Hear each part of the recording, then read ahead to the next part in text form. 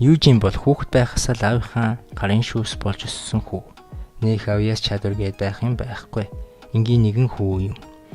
Хүү өчийнхээ сүүдэртэл амьдардаг. Ууг нь тэдний гэр бүлийн амьдрал бол ядуу биш, бараг л баян айл байлаа. Южин хүүхэд байхасаа л хойш цэргийн бэлтгэл хийсэн. Тэр дундаа мэрэгэн буучийн бэлтгэл хийсэн хүү юм. Тэр маш хүнд бэлтгэлийг багасаа л үтсэн. Түүний шарах сорив гэрчлэнэ. Түүний гэр бол түүнийг нээхийг хайхардгүй. Гэвч хүү огт шантардгүй, харин түүнийг амьдралын гэрлэгээ болсон Казуки чинь л арай ондоо. Тэр зураг авьяастай бөгөөд тэрний зурсан зураг нь тэрбум долларч хүрч байсан. Гэр бүлийн хамгийн чухал нэгэн гишүүн байл. Южин харин хайр халамжаар дутаж, зовж шаналж, бусад хүмүүст итгэлээ алдаж, гунигтайгаар том болж байгаа хүү юм. Гэр бүлийн гишүүдээс Казуки л зөвхөн Южин дотор болж байгаа хоосрлыг нөхөж, мөн түүнийг зүтгэр болж байгааг анзаарч байлаа. Зөвхөн Казуки л Южитэй хамт тоглож, түүнийг бөмбөг яаж шидэх вэ гэдгийг зааж өгсөн ганц итгэдэг хүн билээ. Мөн Южиг дэмжиж магадгүй навшийн хорвоог жоохон ч гэсэн гэрэлтэй болгож байгаа. Южиг яаж зургийг зааж өгөн түүнд гоё мэдрэмж өгдөг байлаа. Харин тэдний аав нь Тазукиг мөнгөний машин болгож харж байсан бөгөөд зураг зурж мөнгө олуулах сонирхолтой, зоригтой хүн байв. Нэгэн өдөр гэрт нь ирсэн сонин залуу Рэй хайрцагтай шоколадыг Южиг идэх үү гэж асууд. Аавынхаа дургуг хүргэдэг. Тэр сонин залуу гарахын алдад залтай инээж эвгүй сонин байдлыг үүсгэн яг л мангас шиг байл. Тазуки харин Парис явж урлагийн сургууль сурахаас талхалцдаг бөгөөд дүүтэйгээ цуг манга хамт уншдаг болов. Тазуки Южин том болоод аав шигээ хүн болж болохгүй, чи ажил хийж мөн зөв найзтай болох хэрэгтэй гэж зөвлөдгөө. Орой болон гэрийнх нь гоё хоол идэгч. Южин харин хатсан далхаа усан дэвтэн иддэг байлаа. Тазуки харин түүнийг хөргөчнөөс зүгээр хоол ид гэж хэлдэг болж гэрийнх нь намайг дараа нь аимшигтай шийтгэн гэж хэлдэг байлаа Тазуки. Тазуки зөвхөн Южиныг ойлгож байв. Тэгээд түүнийг тэрбрээд маргааш нь аав нь түүнийг үл тоон, ээж нь харин мэдсээр байж мэдээгүй юм шиг л байлаа. Харин Казуки түүнтэй цуг цагийг өнгөрөөдөг байлаа. Мөн тэр чи одоох шиг байвал найз нөхөд чинь чамайг дээрлэхэд хүмүүс ямар ч хүн чанаргүй адгийн шаар шиг байдаг гэж бодит үннийг хэлдэг. Бөгөөд чадхаараа л Южиныг нийгэмшүүлэх гэж хичээнэ. Мөн Казуки чи нэг л өдөр өөртөө таарсан охиноо олно гэд манганууд дээр гардаг шиг жоохон түнд насанд хүрсний дараа яах ёстой вэ гэдгийг хүүхдийн ухаанаараа тайлбарлах гэж оролдоно. Казуки маш алдартай ахлах сургуульд ордог бөгөөд тэр сагсан бөмбөгийн тамирчин болдог. Маш сайн тоглогч байж чаддаг бөгөөд багаар түүний үзэл бодлыг гэрийнх нь өөрчлөх гэж оролдоно. Южин Казуки хоёр бие биедээ тус нэмтэл байсаар байлаа. Тэр өдрийг хүртэл авто ослоор нас барсан байдаг бөгөөд улаан үстэй охин л зөвхөн автобусны ослоос амьд үлджээ. Южиний аав нь маш их стресстэй жархин живнэ. Өдөр бүр л ууснаа шингээснэ. Южинд гарган түүнийг байнга л зод. Ээж нь аавыг нь ирэхээс өмнө шүүгэн нуудаг болсон байдаг бөгөөд ээжийг нь зодохыг Южин үргэлж шүүгэн дотроосаа нууцаар харна. Ээж нь уучлаарай л гэж хэлдэг байлаа. Ээж нь сүултээ дисгээ байдаг бөгөөд удалгүй ээж нь Южинийг аваад өөр газар руу нуугдаж амьдарнаа. Южинийг тижээх гэж л өдөр бүр ажилдаа явж хөдөлмөрлөж байлаа. Гэвч аав нь тэднийг байгаа газрыг нь олоод ирдэг. Тэгээд ээжийг нь дахиад зоддог. Южин аавыгаа боль гэж хамаг чадлаараа хавчгардаг. Гэвч аав нь муу нохон гөлөг гэд хойшонд түлхээд ээжийг нь боож эхэлнэ. Өмнөх бүх зүйлийг бод уур нь хүрч ууж байсан архиныхын шилээр аавынхаа дагц руу шууд зөгтдөг. Гэвч аав нь тэр дорой ухаангүй газар дээрээ унж орхино. Ээж нь Южинийг аврахын тулд метроны буудлын руу яв гээд тэгээд хүүтэй амжилт хүсэн чи надгүй байсан ч сайн байж чаднаа гэж хэлээд гэрээсээ явуулдаг. Тэр метроны буудлын дээр байж байгаад түргэн тусламжийн чимээгээр нь бол гэртээ буцаад очдөг. Гэртээ иртэл энэ бол аавынхын цогцыг нь аваад цааш явж идэг бөгөөд яг ээж лугаа очих мөчөд ерөнхийдөө толгоон манараад тэгээд энэ ухаан алдаа ундаг. Тэр цагаас хойш ер нь бол ээжигээ зээш дахиж хардаггүй. Южин эмнэлэг цэрдэг бөгөөд тэрэнд нэг танихгүй залуу ээжийнхэн захиаг өгнө. Мөн захиан дээр ээж нь хүүгээсээ уушлах хойсон байдаг бөгөөд төд өдлөхгүй чихэр өгдөг хачин залуу болох Рэй өөрийн хамгаалагч нартай цуг мөн ер нь бол Южинийг өөр дээрээ авдаг. За үзэгдэл сонирхогдож Южин унтаа тэр өдрийг давнаа. Тэр өдрөөс хойш Рейг их хачин залуугийн гарын шүүс болно. Юужин нэг аимшигтэй хүнд цэргийн сургуульч юм алуушдыг бэлтгэдэг сургуульч юм уу тийм газар руу илгээсэн байдаг л та. Тэгээ Юужиний хувь тавилан үнэхээр л хүнд бөгөөд л түүнийг хүн болгонд амталд зодож зугаагаа гаргадаг байлаа. Харин тэр аратанлаг хүмүүс дундаас Мерлин гэдэг охин л ер нь бол Юужинд хүн шиг ханддаг байлаа. Тэр түүнд хоолуус унд өгнө. Тэгээ хөөхөн санаа тавьчихнаа. Үзэгдэл солигдож Рэй буюу Осоло гэдэг юм бол түүний хочин. Юужин жинхэнэ хутгаар бэлтгэл хийдэг бөгөөд түүнийг зүсэж зугаагаа гаргана. Мөн өдөр бүр хүнд хүчээр дасгал хийлгэж ер нь бол яг дасгал хийлгэж ирэхээсээ илүү дамтал зодолж ер нь кайф аваад байдаг. Тэгээд ер нь л өөршгөө харгас мангасыг бүтээх гэж ерөнхийдөө орж идэг. Мөн хамгийн аимшигтай Юужин өөрт нь ганц хоёр гой хандаж байсан Мерлинтэй ерөнхийдөө дуэл тааруулдаг албаар. Тэгээ Мерлин нэг аимшигтай өөрийн мэдлгүй зодж байхдаа гинтл яг өөрийгөө аав шигээ те ээжигээ ямар амир зодж исэн шиг л Мерлинийг зодж исэн. Тэгээд өөрийгөө чөтгөр болж байгааг дурсамжийг сандаг бөгөөд аав шигээ нэгэн тэр болж байгаа гэдгээ мэднэ.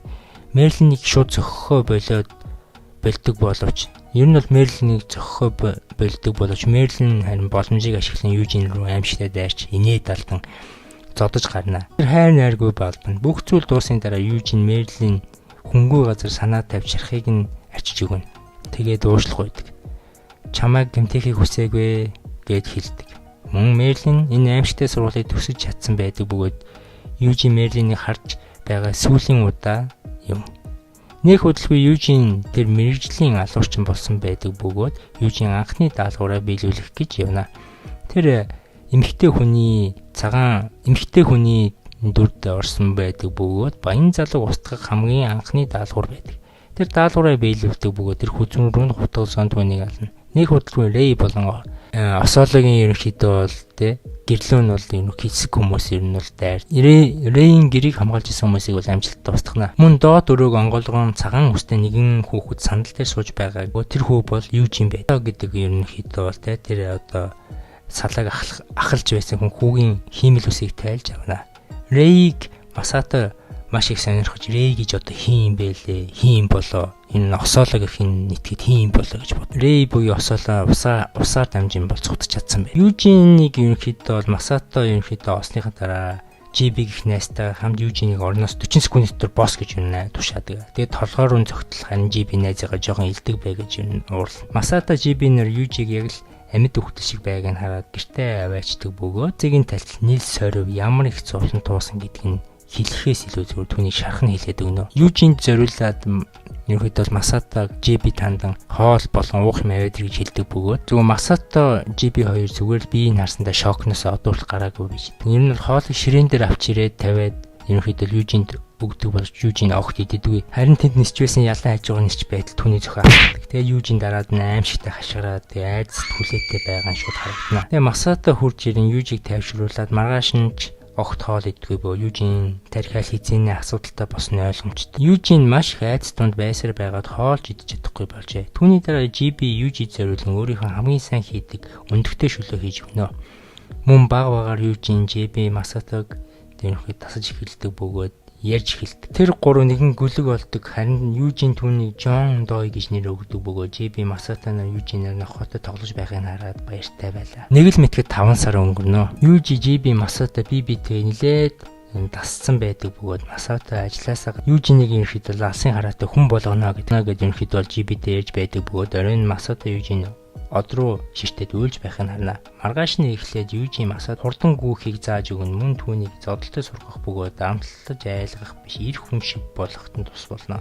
Харин Масата Юужин ерөнхийдөө бол дараа нь Масата Юужинтэй зодолж байгаад Юужины дээр нь гараад байж байтал Юужин нохоогоо дутал нохоо нь хурж ир Масатагийн хөлнөөс хөрөн хазаад авна. Дараагийн өдөр Масата Юужин маш олон ном авч өгдөг бөгөөд охтууд ухаантай залуус дуртай байдаг гэж хэлдэг. Маргааш нь Юужин Масата авч яваад байгаль 300 м-ийн зайд лаазтай ундааны сав буудуулж анхны буудах хичээлийн зааж өгдөг. Мэдээж эхний буудалтаараа Юужин алдаж бууддаг. Хоёр дахь сумаараа тэр байг оных юм бол түнд өөрт нь буу авч өгнө гэж Масата хэлнэ. Ер нь л амладаг. Юужин амжилттай Масато хэлсэндээ хүрдэг. Харин Масато бол түүний эгчч биш, дурлал бүсгүйч биш, ээжинч биш, харин түүний амьдралын багш нь болсон юм. Үзэгдэл солигдно. Өвөл тэр хоёр анд явах бөгөөд бууга онох гэж ер нь бол байгаа дурамдаад байж идэг бөгөөд Масато сумаараа заавал онох ёстой шүү. Сум чинь үнэтэй шүү гэж хэлдэг. Мөн Южин ядраад унтаад үзэгдэл солигддог бөгөөд сэртлэн тэр гэртээ ерөнхийдөө сэрж байдаг бөгөөд нохоо нуцж байдаг. Гэрт нь аль хэзээ баавга ороод ирчээ. Буурууга хамгүй сандарч буурууга явна. Гэвч ирсэн хойно нь баавга нохоогийн намандаа зууцсан цаашаа явж байдаг. Южин нохоогоо аврах гэж үзнэ. Гэвч түүний тарих гацж орхино. Тэр яг яах ёстой гэдгээ мэдэхгүй байлаа. Тэр баавгаг буудаж чаддаггүй. Баавга хайртай нохоог нь аваад явна. Южи өөрийгөө юу ч хийж чадахгүй байгаа байдалд ууранд хурж нохоогоо авч ирэхээр баавганы хойноос явна. Южи амьдралаа аюулд оруулсан ч хамаагүй хайртай зүйлийнхээ төлөө Южи илүү шийдэмгий болжээ. Тэр баавганы хойноос гүйж байхдаа засан дээр хатарч дээшээ самсгүй бодож байна. Харин энэ үед баавга тэр буун дуугаар Южи дээр хүрээд ирэх нь тэр. Южи хутгаараа баавга руу далаатал баавга гарыг нь зөхиод хутгийг нь хол шидэж орхив.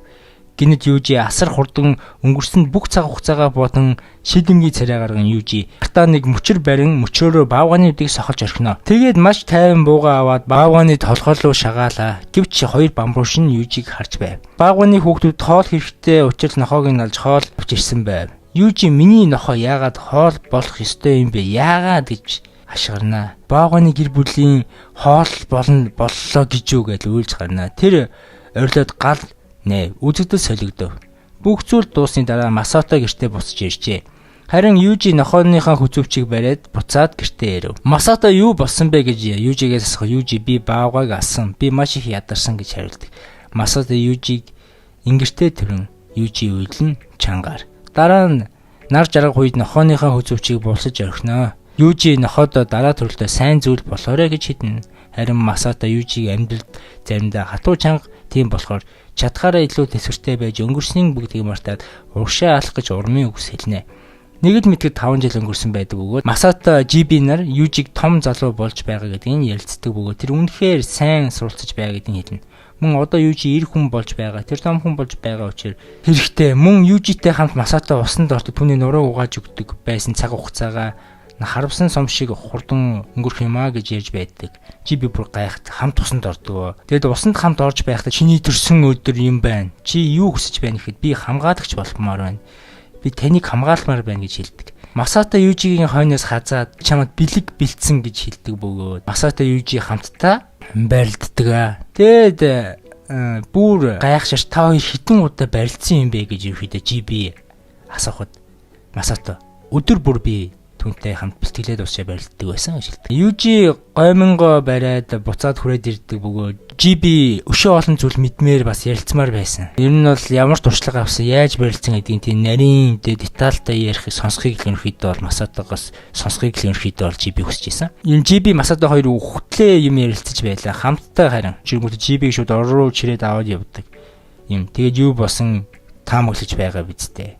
Тэр бодол чинь зөв. За тэгээд 5 сарын дараа Масато би хитрхи мууддаг учраас Южи Масатог уцыг нь авч ярина. Өөдөөс нь маш чухал хэрэг гарсан гэж хэлдэг бөгөөд Южи түүний ажлыг нь аван 5 өдрийн дараа Жиби Масато хоёр ярилцах бөгөөд Рэй буюу Осоло гэх хочид Рэйг ерөнхийдөө бол маш их анхаарч байгаа. Түүнийг агнах гэж байгаа гэж юм тиймэрхүү юм ярина. Масато Жиби хоёр Южиг үнэхээр их санаа зовж байлаа. Харин дараа нь Жиби Южиг авч хойшоо буудаад Южиг ерөнхийдөө авч яваад голын хажууд ялцдаг. Южи би Масато шиг хүн болно гэж ерөнхийдөө бол Жибид хэлдэг. Тэр хоёр буу халж дуусаа төд хөдөлгөөний Америк улсын зэргийн сургууль руу явсан байдаг бөгөөд нэгэн хар залуу Южитэй яриа өдөх бөгөөд гаж донтой асуулт асууна. Южи танаа гэр бүл үхсэн гэж хэлээ дараа нь торгосон юм а гэж хар залууд хэлж жок хийнэ. Южи зэргийн сургуульд тэнцэн нөгөө хар залуу Южинд яриа өдөх бөгөөд залуу гэж түүнийг дуудаж байдаг. Южи намайг Южи гэдэггээ тэр хоёр найз болно. Хар залуу Южи чи эмэгтэй хүн шиг харагдах гэж хэлдэг. Хариуд нь Южи галзуу гажиг дуу сонсоод байвал нэг л өдөр чи эрт хүн шүү гэж хэлдэг. Хар залуу өөрийгөө танилцуулдаг бөгөөд намайг Дани Бонер гэж гэж хэлнэ. Тэр гаж донтой юм шиг дандаа 2 дугаар сувгийн юм ярина. Таны Южи чи үнэхээр намхан юм а гэж хэлдэг. Южи зүгээр л чимээгүй байдаг. Үзэгдэл солигдож жагсаал дээр Южи ахлагчид алгадуулна. Тэгээд салаа Дайны амнаас цаашгүй хамгийн хойно гүнэ Южи тамхи хай гэж хэлдэг. Тэр хоёр дандаа л буу халдаг байв. Дайны Южиг зөхиүүлсэн царайг нь их таалагдж байна гэж хэлдэг бөгөөд Южи ахлагчийг яалтай билээ гэж хэлнэ. Дайны ахлагч тэр ийм муухай ааштай юм чинь яг горилтэй адилхан надад санагддаг. Тэр хинтэж бараг гэрлэхгүй байхаа гэж ерөнхийдөө муулна. Яг энэ үеэр ахлагч Ана яг ард нь байж байдаг бөгөөд Дэнийг асар хүчтэй зохино. Үзэгдэл солигдож холын зайны буудалд хийнэ. Южи бүх сумаараа байг ондог бөгөөд нэг сум алддаг. Анаг бүр гайхшруулж орхино. Улаан өстэй охин Южиг ахлагчтай ярилцаж байхыг хардаг. Оройн тэр охин Южигээс яриа өднө. Өөрийгөө танилцуулдаг бөгөөд намаа Мили гэдэг өөрийнхөө нэрийг хэлнэ. Южи оройн Милиг усан санд уулздаг бөгөөд Южи Милиг зохиод авна. Соёлтой байхыг сануулдаг. Мөн тэр хоёр холын зайны буудалд хийж хинбэ гэдгийг үзэх гэж байдаг. Мили аав нь буудахыг зааж өгсөн байсан юм байлээ л дээ. Тэр хоёр буудаад мэдээж Южи илүүрхнэ. Манай хэд нээх удалгүй жинхэнэ тулгаан болж байгаа газар руу буюу Аризон гэдэг нэртэй газар руу явна. Южи Дайнитай хамт явж байтал Дайни чи өлсөж байна уу гэж шувуу өнөөдөр иднэ гэж шувуу нэг шувууг ерөнхийдөө буудаг. Южи шууд бөөлчсөн хүрээд бөөлж гарна. Өмнөх дурсамжтай холбоотой. Бүгд бааз дээр очих бөгөөд өрх занга бэлт. Нээх удалгүй оройн дайсны цэргүүд манай хэд рүү дайрдаг. Энэ үеэр жинхэнэ хядлага болно. Южи дайсны цэргүүдийг алах болгондоо бөөлжиж байдаг. Бөгөөд энэ хуучин дурсамж сэргээд байгаатай шууд холбоотой. Ерөнхийдөө бол нэг трауматай болчиход байгаа юм. Харин ахлагч нь Южи чи дайснаа устгах нь бид нар болон хайртай хүмүүсийн чинь амьд байхдаа шууд холбоотой гэж хэлнэ. Южи адгуу шиг л бүгдийг ална. Хэд их аллага үйлснээсээ болоод ухаан санаа нь балдартаж галлахаа зогсоохгүй байдаг. Ахмад нь хурж ирээд бүх дайсны цэргүүдийг өгснийг хэлээд тайвшруулад үзэгдэл солигдно. Южи Милигийн өвөр дээр сэрнэ. Мили Южи талтай болсон байдаг бөгөөд би чамайг хизээч өхүүлэхгүй гэж хэлнэ. Маргааш нь маш их дулаан болж Южи хядлагын машин болж хуурна. Дайны Южид хандан дайнд хинч ялагч биш бүгдээрээ бид нар ялагдчихж байгаа. Бидний хойно бүгднийх нь ойд гэр бүл байдаг шүү дээ гэж хэлдэг. За тэгээд даалгавар дуусгаад манай хэд амьд босч ирнэ. Южи гэр рүүгээ буцдаг бөгөөд харин Милигээс Дайны найзлууч нь явж байна. Ямар нэг юм бодогдож байна уу гэж асуугаад Мили өчигдөр бид хоёр салах ёс хийсэн. Бид хоёр байрлалцсан гэж хэлдэг бөгөөд үерхлээ бас дуусгасан гэж хэлдэг. Дайныгийн гаж дон гүдэр дахиад болохгүй сонин зүйл асууна. Мили цанхоо нэж Южид ад жаргал сайн сайхныг хүснэ. Южи гэртээ нэг л мэтгэд онцоор очсон байдаг бөгөөд үнэхээр сайхан үнэртэж байдаг. Гэрийнх нь орчин тойрон. Масата гадаана байж байдаг бөгөөд оройн Южи тэр хоёр барилдаж гарна. Южи амьд эргэж ирсэнд үнэхээр баяртай. Харин маргааш нь муу мэдээ ирэх бөгөөд Дайни гээд гаж донтой найз нь өгсөн байдаг. Миний найзын комедигийн карьер энэ хүрээлэл дуслаа та дандаа л хөгжтэй гой юм ярьдаг байсан гэж хэлдэг. За тэгээд 5 сарын дараа Южи шинэ даалгавар аваад Парис хотод очисон байдаг бөгөөд гівч гинт утсан дуурна. Дахиад муу мэдээ. GB хэлнэ.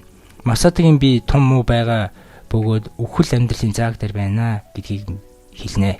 Южи хамаг хурдаараа гэртээ босч ирээд азар тухайн мөчид бол Масата бол амьд байж. Масата худлаа хийсэндээ уушлахгүй бөгөөд би чиний хажууд дандаа байна гэж хэлдэг байсан. Одоо чадахгүй болсон гэж муу мэдээ хэл. Масата дахиад юм асуудаг бөгөөд манад ирдэг орой чи оддыг хараад яагаад үйлсэн юм бэ гэж Южи хариуд. Би огт яагаад үйлсэн гэдгээ санахгүй байна гэж Масатад хэлнэ. Масата инээд алдаж. За би ядраад байна гэд унтдаг. Тэр өдрөөс хойш Масата тагж хизээч цэрээгүй юм. Өгсөн зохицыг нь хүмүүс ирээд авдаг бөгөөд GB Южиг уцаар ирж 50 байх гэж хичээнэ. Тэр оройн Южи шүнжин Масататай байсан гоё дурсамжлуулаа бодно.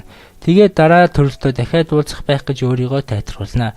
Южи шалан дээр унтсан байдаг бөгөөд GB түүнийг зохиж сэрэнэ. GB Южиг авч явдаг бөгөөд гэртээ аваач тэр хоёр хамтдаа амьдрна. Мөн хамт хоол, хамт идэн, шинэ харин хамт барилдаж орхино. Өчигдөр GB Южи хүүхэд байхаас нь хойш юу нь сонирхож байсан гэдгийг та нар мэднэ. За маргааш нь Южи Масата өмнө өөрт нь хэлж байсан үгүүдийг сандаг бөгөөд хамтаа нэг газар руу моцидхтэй явна гэж хэлж байсан гэдгийг сандаг. Тэгээд Южи түүний тэмдэглэлд очих хүсэлтэй байгаа газрыг нь Масатагийн моцидхийг аваад ганцаараа явахаар шийднэ. Тэгээд тэр явж байхдаа зөндөө хүмүүстэй ярилцсан. Даанч мотоциклын нэвдэрч орхино. Тэр замын унаад суугаад явах гэсэн боловч олддгүй. UGB харж байгаа гэдгээ ер нь уцаар мессежээр бичнэ. Буцаад гэртээ ярина. Тэр түүний Масатогийн бушин дээр буцаж ирсэн байдаг бөгөөд тэр уудаг байсан зүйлийг энэ бушин дээр нь хөмөрч тавиад амьд хүнтэй яг юм ярьж байгаа юм шиг мотоциклыг чинь нэвцэнд уучлаарай Масато. Юужи үнэхээр залуухан байгаа учраас магадгүй тэр удахгүй сургууль сурах байх гэвч үлэгдэл солигдно. Part 3. 5 сарын дараа Юужин ярьслаг өгч байдаг бөгөөд тэр мөрдөгчд ер нь л байцагдж байдаг. Юужин мөрдөгч маш хэрцгий ханд байцаагч чи алуурчин бизтэй гэж хаширч гар. Гэвч Юужин маш тайван би чинь зүгээр сурагч гэж хэлнэ. Үзэгдэл солигдно. Юужин шин сургууль эсэж байдаг бөгөөд ямар зүйл өөрийг нь ухтаж байгаа тэр мэдэхгүй. Дахин үзэгдэл солиг сургуулийн захирал Юужиныг ухтаж авдаг бөгөөд шинэ ахлах сургууль руу хүргэж өг. Ягаад чи баримтлагсан юм бэ гэж асууна. Юужин насар тайван би өрөвчөндөө үргэлж буутай явдаг юм аа. Одоо ч буу миний өвчөнд байгаа гэж хэлнэ. Тэгэхээр Юужиныг сонсоод бүр айх бөгөөд жолоогоо алтчихнаа салгансан юм чи ядж байхад бурдаас нь бүр асар том камат шиг том машин ээж байдаг бөгөөд захирал эмэгтэй үнэндээ аимхан юм бэлээ. Юужин яхав тэгэл жолоог гартаа авна. Юужин том машинтай шүргэг шахам зөр. Ер нь захирал эмэгтэй шокноос гарч чадахгүй байсаар байгаад нэг л мэтгэл сургуулийн гадаа ирсэн байдаг. Сургуульд ирсэн хойно захирал эмэгтэй нэрээ хэлдэг бөгөөд намайг Такабана гэж хэлнэ. Өөрийгөө танилцуулна. Юужин сургуульдаа орж ирэхэд хэлсэн байдаг бөгөөд ямарч дуу шууган байхгүй бас нэг тийм сүнстэй сургууль шиг санаг. Захирал эмэгтэй сургууль тамаас гадна 5 хүн л байгаа гэдгийг хэлнэ. Юужин захирал эмэгтэйгээ дахин нэг асуулт асуух бөгөөд энэ яг энгийн сургууль мөн үү гэж Ёчтой асууна. Захирал эмэгтэй мэдээж энэ бол энгийн сургууль гэж хэлнэ. Үзэгдэл солигдно. Хамгийн анхны хүнтэй таарах бөгөөд түүнийг Камина гэдэг байв. Юужид нэг л юм хачин санагдах бөгөөд үнэн хачин хувцалсан байгааг нь анхаарал татна. Юужинд өөрийгөө танилцуулна. Тэр сайхан халуун усанд орж алж байгаа ядаргаагаа тайлна. Юужи өглөө эрт босож 16 миль гүйхээс гадна нэг жүүс лун. Тэр гүйж байхдаа маш олон зүйл бодох бөгөөд одоо өөрт нь юу тохиолдох бол гэдгийг бурхан зөвхөн л мэдэх бицээ. Үзэгдэл солигдно. Юужин өрөөнөөсөө гарах бөгөөд хаалга онгойтол улаан устай охинтой таарна. Мөн улбар шар устай охинтой цуг явж байдаг бөгөөд улбар шар устай охин цаашаа гүйчихнэ. Тэр хоёр хөөцөлдөж байсан юм шиг байв. Нэг нь үсийг нь сам нөгөөт нь сануулахгүй гээл байж байдаг. Юужин очиод өөрийгөө хэн Монгол эр хүн шиг танилцъя гинэ. Тэгсэн улаан уст өөрийгөө танилцуулна. Намайг Соу Амина гэдэг бас ичимхий дүү болох Макетагаа бас танилцуулна. Юужи Макета танилцах гээд гараа сонготол Макигийн нүүр нь улааж орхино нэлээ ичимхий шиг байна. Юужи сургуулаар дэмий алж байгаа тэр Мичикуритэй таарна. Сургуульд байгаа 4 охинтой таарсан байдаг бөгөөд сүүлчийн тэмээний ачаа хүнд хамгийн сүүлд нь Сакитай таарна. Юужи үнэн боловсон залуу болох гэж өөрөө очиж танилцах гэтэл Саки шууд тоохгүй цаашаа яваад өгнө. Юужи тэгсэн шууд мөрнөөс нь бариад авна. Тэгсэн Саки манай Юужигийн цаасны хутгаар харин бүлэх гэж үзнэ. Чи өдөр шөнөгүй бэлтгэл хийдгийн ачаар л ер нь гарыг нь бариад авчнаа. Танилцсантаа таатай байна гэж хэлнэ. Бас юмтай гэдэг харагдаад байгаа шүү. Өөрийнтэй бүлэх гэж байгаа хүнтэй танилцах таатай байна ч гэж яах шиг бас сонио шүү. Энэ сургуульд ганц авах зүйл нь гэрийн даалгавар гэж ерөөсөө байхгүй. Чөлөө цагаараа хүснэж болно. Онлайн тоглоом тоглолцож болно, унтчих болно. Тэгээ ус тог сахилгаан цаанаас өнгөө юу ч мэдээж ирэх хүүхэд байхыгаа бодол хамаагүй азтай юм шүү одоо. За яг тэгээд яг бодох юм бол 5 охинтой сургууль. Тэгээ хүүхэд байхыгаа бодол хамаагүй азтай болсон байдаг юу юм аа. Моо бяцхан чөтгөр. Юужин нэг өрөөнд нэг охин чарлаад байх харин шууд өрөөлөнгүүгээд орсон чинь харин нөгөө ор морон дээр ингээ бараг л хувцсгүй шахам ингээ байж идэх байхгүй. Тэгэл Аминегийн Юужиныг ингээ ороод ирсэн байх ч гэсэн ерөөсөө хувцсан өмсгүй юуч болоог юм шиг нэгэ байд. Юужинээс нөгөө Амины чинь бүр хамтдаа өрөөгөр алахгүй л гэж. За үзэгдэл солигдно. Амины эцэст нэг юм хувцсан өмснө. Парт тэгээд нилээд тэр хоёр буу халнаа. Юужин өрөөрөөгөө очтол ууг нь түгжиж гарсан байтал өрөөнийх нь хаалга нь нууцаараа онгойлгочихсон байдаг. Юужин шууд мэддэг бөгөөд гайхна. Мөн энд байгаа 5 охинд яавч эрүүл саруул энгийн огт биш гэж таамаглах бөгөөд ямар нэгэн зүйл надаас нуугаад байна гэж Юужин юм бол үсээ онгорыг мэдж байдаг. Жиби хоёр уцаар ирдэг бөгөөд шинэхэн даалгавар ирэхэд бол Юужинд байгаа шүү гэж хэл. Жиби маргааш нь Юужин дээр ирдэг бөгөөд шинэ сургууль ямар хөө байна даа гэж асуухад Юужин миний царай муутай царай шиг байна гэж хэлнэ. Эхлээд байгаа юм уу хаши. Юужин Жиби за ямар ч байсан боломжтой байхыг сануулна. Юужин өдөр бүр өмдөндөө баацсан юм шиг царай гаргаад явж байхаас гэж хэл. Жиби за ямар ч байсан уучраа бол гэж хэлээ машиндаа суугаад дэрив тэгээд алгуулна. Юужин сургууль дээрээ буцаад орно. Тэр буцаа сургууль руу ортол сая амин дахиад үүнтэй таарна. Мөн тэр түүнд хэлэх чухал юм байна. Чи найз өхөнтэй байсан уу гэж асуун. Тэг чи өмнө барилдаж байсан уу гэ янз янзын бас. Одоо ангид бусад 4 охин орж инэ. Тэдний анги үнэндээ цонхон бөгөөд 6 хүүхэд гензэр харилцаа бол үнэндээ тэнцвэргүй байдаг. Ах шигээд ах юм ерөөсөө байхгүй. Тэг сургууль хэд жоо хэцүү шүү. Дахин үзэгдэл солигт юужийн яаманд амин нэрхэд бол хоол хийх бөгөөд юужийн өнгөрсөнд болсон бүх үйл явдлуудаа бод. Тэр буцаад одоо цагтаарны дахин үзэгдэл солигдоход бөгөөд юужийн макиг хойноос хундлаад амьдарч байсан газар руугаа явж байдаг. Учир нь нэг нас орсон Масакигийн төрсөн өдөр байдаг бөгөөд ер нь бол Масаки л ер нь бол юужийнхтэй тулдахыг зааж өөртөө ихтэй болохыг зааж өгсөн. Тэгэхээр төрсөн өдрийнхөө мэндээр хүрчээд Макитай те энэ бол миний шинэ найз гэж юм хэд бол танилцуулна. Дахин үзэгдэл солигдно. GB Южинд машинд орж ирэнгүүт нь шууд хасар дээр нь уншчихдаг. Тэгээд шууд дрифт хийгээд дахиад явчихна.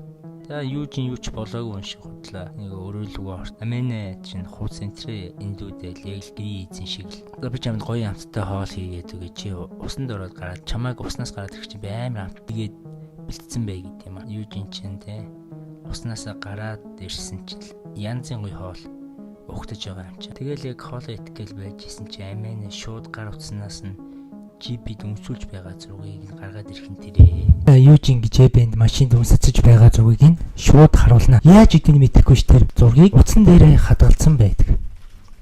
Юужин чинь багасаа л олон юм утсан гар болохоо хөөхөн худлаа ирээд аминаг аргалчж байгаа юм чи. Амина шууд тавраад тийм байхаа чи намайг хуурахгүй гэдгийг би мэдэж байсан юм гэж хэлнэ. Юужин багасаа барилдаад сурцсан нөхөр болохоор аминаг барьж байгаа шууд л унсаж өрх Франц усалт тэ хичгнэ хэлээрээ. Юужины доторх зүтгэн өөрийг нь ялж байлаа заримдаа. Аминач тэгсэн Юужинийг түлхээд л миний анхны өмсөлт гэж хэлнэ. Тэгсэн Юужины дотор битгий худлаа ирээд байгаарай л гэж. За тэгсэн чинь Амина одоо би чиний найз өхөн шүү гэж хэлээд газар сөхөрч орхино. Тэгээд гинэт уйлж өрхнө. Нохтодчод ямар гачи юм бэ те. За. Юужин чи яагаад уйлаад байгаа юм бэ гэж асуухад Амина өөр тохиолдсон үйл явдлаа ярина. Мөн Амина бол штийн цуг авто хосолд орсон хүн юм бэлээ. Тэгэд ганц амьд үлдсэн охин байдаг. Мөн анх Юужинтэй танилцах үе Казукигийн дүү гэдгийг шууд мэдсэн гэдгээ хэлж эгч чинь тохиолдсон зүйл би харамсаж байгаа гэдгээ илэрхийлнэ. Тухайн өдөр юу болсон гэдгийг Казуки энэ талаар ярина. Амина Казуки бүгд л хамтдаа автобусанд явж байгаа. Хавцлаас унсан. Гэхдээ энэ ослоор тэд үхээгүй яаж. Ихэнх хүүхдүүд нь амьд үлдсэн. Гол нь тэдний утас нь огт сүлжээгүй болсон байсан бөгөөд автобус анхлах үед бүх л охтууд маш ноцтой гэмсэн юм. Юужин гараа гэмтээсэн байлаа. Эцэст нь ухаангүй байсан багш хон ордгоо. Ямар ч байсан Казуки манайх майхан бариад тэр өдрийг арайчуу дав. 2 дахь хоног өнгөрсөн боловч огт хүн ирдэггүй хоолч багсаж байлаа. Охтууд ойгоос идэж болох зүйлс олохоос гадна ус голоос авч байсан юм. Азар дээгүүр нь онгоц ниссэн боловч тэднийг харсангүй. 3 дахь өдөр Казукид харин Аминад Юужигийн талаар ярьж өгсөн юм. Хоосолтой хэцүү амьдардаг Юужинийг туулж байгаа миний дүү гэдэг. Амина Юужинийг өрөвдөн уйлна. Өдөр хоног харавсан сум шиг л хурдан өнгөрч зарим охтууд бие өвдөж өгч байлаа. Тэгсэн ч Казуки охтуудыг асарч халамжилж байсаар байв. Зарим охтуудын оюун санаагаа ч алдаж байсан юм. Хоол дуусч бүгж бүр шавж өвтидэх гээд тэ идэж болох бүх зүйлийг л идэж байв. Эцэст нь тэднэртэй хамт амьдардаг байсан, тижээж байсан нохоогоо хүртэл идэж амьд үлдэх гэж хичээв. Бүх охтууд тэр нохоог идэж байхдаа уйлж байлаа. Өдөр өнгөрөх тусам охтууд үлсэж галзуурч нэг нэгээрээ үгсээр л байлаа. Тэгсэн мах олдсон юм тун сонирхолтой. Казуки энд алдаа байгаа гэдгийг шууд анзаарч мэдэж байсан юм. Орой болох үед багш нь ойроо өгсөн охтуудыг авч ордог байлаа. Тэр нь нэг учиртай юмсан жээ. Багш нь амьд үлдэхийн тулд хүний махан идчихсэн буюу каннибал болсон аж. Ганцаараа ч хүний махан идэхгүй. Тэгээ үлдсэн охтуудад бас маха өгсөн юм байлээ л дээ. Тэгээ тэрийг нь болохоор Казуки мэдчихсэн. Тэгээд ерөнхийдөө Аминад те бити идэрээ гэдэг Аминаг дагуулад багшийнхаа хойноос ерөнхийдөө бол очдог. Казуки Амина хоёр яг багшигаа хүний мах идж байгааг гарах үед багш нь бас тэр хоёрыг анзаарч хойноос нь хөвөө. Багш нь бүр шав шалдан байдаг бөгөөд хойноос нь хөөж байдаг. Казуки багшигаа дэлб ер нь бол өөрийнхөө цүнхээр зохиж орхино. Амина хөтлөөд хамаг хурдаараа гүйж байхад энд байгаа бүхэл охид хүний махан идэгтэн болсон байлаа. Амьдрал үнэхээр хатуу гэдгийг Аминад Казуки хандаж хэлнэ. Ядаж байхад модонд тэглэл алтраад унаад босч чаддгүй жахад Амина. Казуки Аминад газрын зураг өгч мөн өрөвчтэй хоол болон хитэн хэрэглүүр өгөөд тэгээд хойшоо битгий эргэж хараарай. Нэг л өдөр хоёлаа дахин уулзнаа гэж хэлнэ. Амина чадлаараа хурдан гүйж байгаад хойшоо хартал Казуки инээж байлаа. Бас хүний махан иддэг охтууд түүнийг бариад авсан байв. Казуки хэлсэн нэр нь ерөөхдөө бол Амина уушаа гүйсээр байгаа. Тэр гүйсээр хэдэн хоног өнгөрч байгааг мэдгүй аимшигтай яваас гарч чадсан. Дараа нь хэсэг эмчилгээнд сууж байгаад энэ сургуульд ирсэн гэдгээ Южинд хэлнэ.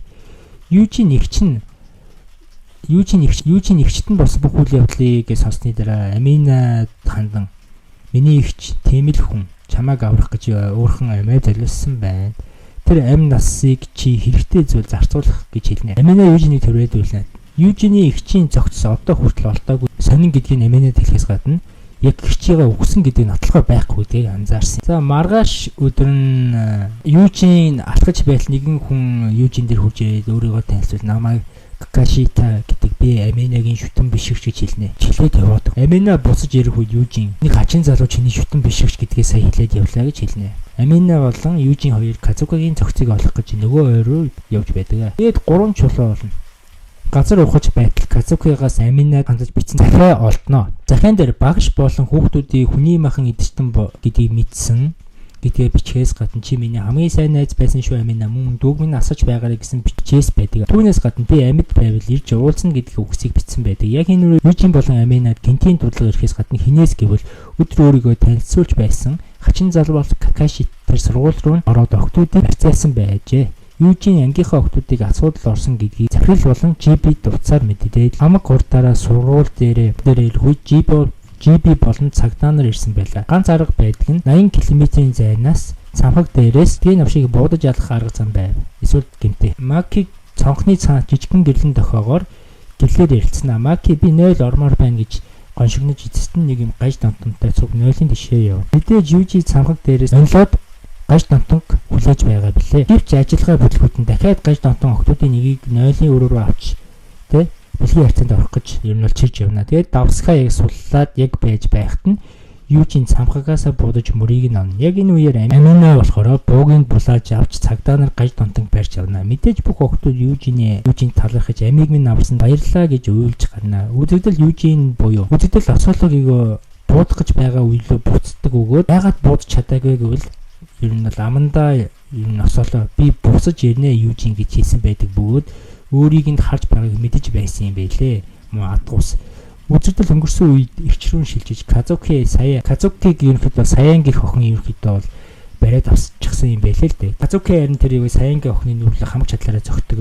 Яг энэ хоёр охтууд үнэнг мэдэж бие алж эхлэв. Багш харин хойноос нь гарч ирж нэг охинг бас алж орхисон юм а. Казукиг шууд алаагүй юм байлээ л дээ. Буцаа тэд нар майхан дээрээ маргааш нь Казуки багшаасаа яагаад гэж асуухад багш нь маш их мах идмээр байсан гэдгийг хэлнэ. Мөн тэр хэдэн хоолгүй байсан болохоор маш их өссөн байлээ л дээ. Мөн аль хизээний хүний мах идсэн учраас бактерийн гаралтай өвчин туссанд харагдана. Өдөр хоног өнгөрөх тусам охтууд үгсээр Казукигийн толгой эргэж ухаан алдах үед цагдаа нар Казуки болон багш дээр орж ирсэн байдаг. Казуки үхээгүй байдаг ухаан санаагүй харин хэвтэж байлаа. Казукиг туршилтанд оруулж зүгээр нэг холиграф дүрсээр хиймэл оюун ухаан болгосон ажилтгтээ би энэ бол байгаа. Казуки үхээгүй байдаг ухаан санаагүй харин хэвтэж байлаа. Казукиг туршилтанд оруулж зүгээр нэг холиграф дүрсээр хиймэл оюун ухаан болгосон ажилтгтээ би энэ бол байгаа. Южин нэг ерөнхийдөө бол мэдээж хиймэл оюун ухаан болсон хвчтэйгээ уулзснаас хойш шууд жинхэнэ цуврал алуурчин болж тэр бүр зурагтаар гарч байлаа. Охтууд бүр Южинийг үзээд айдас тавтан. Охтууд мөн бүгд л Южинийг бодно. Зарим хэн хурдан идэх вэ гэдэг тоглоом тоглолдог. Дараа нь бүх охтууд Южинийг аврахаар шийдэж хамтдаа Южиний хонос гарна. Үзэгдэл Казуки Южин рүү шилжиж Южин нэгчийнхээ холиграф дүрс биш гэдгийг мэдэж байгаа гэдгийг хэлнэ. Южин таны дуртай хоол юу юм бэ гэж ерөнхийдөө бол тэр холиграф дүрсийг гэрчигээ мөн байна уу биш байна уу гэдгийг шалгахаар хэлдэг. Тэгсэн чинь асуултанд миний дуртай хоол бол Южин гэж хэлнэ. Тэгсэн чинь Южин та мөн байна штэ гэж хэлдэг. Казуки Южинд хандан хурдан Японоос зугтаж эсвэл дөрвж яваа тун урдахгүй осоолоо Япон улсыг арчих чадaltaй 300 мг-тай эсрэг бөмбөг бэслэх гэж байгаа гэдгийг хэлнэ. Ер нь бол тэр чигтэл Япон улс алга болох юм билээ. Осоологийн гол зорилго бол тэгээд дэлхийг ер нь захирах явдлаач. Юужин бол туршилтанд оролцоод амьд үлдсэн ганц хүн байдаг бөгөөд Юужин осоолог зогсоож чадах хавагдaltaй хүн аж. Үзэгдэл охтууд руу шилжиж Казуки охтууд руу залгаж маргааш та нар Юужин туслаарай гэж хэлнэ. Маргааш нь амины охтуудтай зөв төлөвлөгөө зохион. Энэ үеэр осоолоо Travis гэх туслахтайгаа зөв нэг өрөөнд барилга дотор байж байдаг. Үзэгдэл охтууд руу шилжиж охтууд Юужиныг аврахаар төлөвлөгөө гаргаж хэрэгжүүлж эхэлнэ. Харин Юужин шоронд хүлүүлж гисэн хэвдэж байдаг.